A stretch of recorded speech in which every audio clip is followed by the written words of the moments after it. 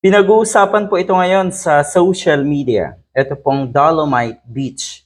Ano na nga ba ang nangyari dyan?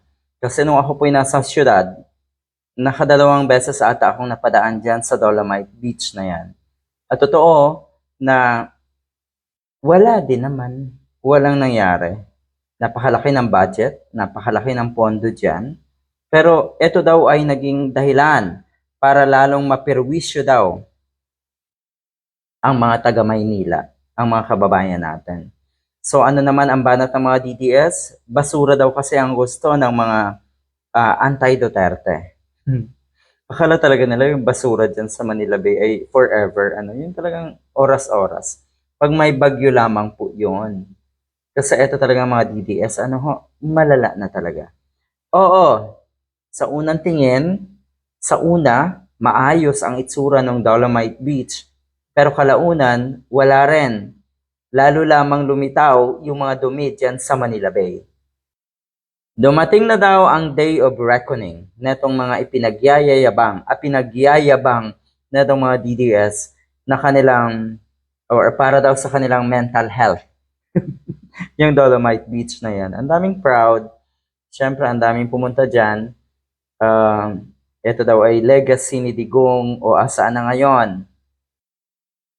Ang matindi dyan, ang malala dyan, dahil nga sa laki ng ginastos at namirwisyo pa, eto ngayon, paiimbestigahan na. At dito sigurado malalaman kung gaano ba kalaki ang ibinulsa nung naandun ngayon sa Dahig, nung nakakulong sa Dahig. At syempre, yung mga nasa paligid na itong si Digong.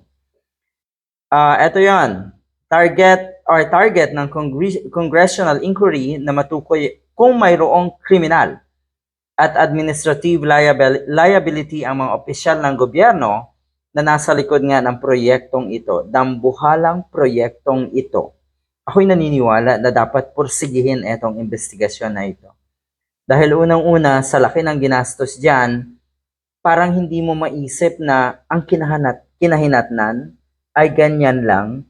Malala pa ang dami ring dumi daw ngayon dito sa Dolomite Beach.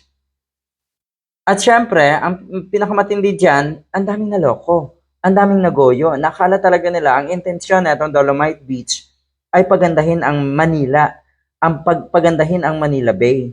Hindi po para mangurakot, para may mas malaking kickback ang Duterte administration at yung mga nasa paligid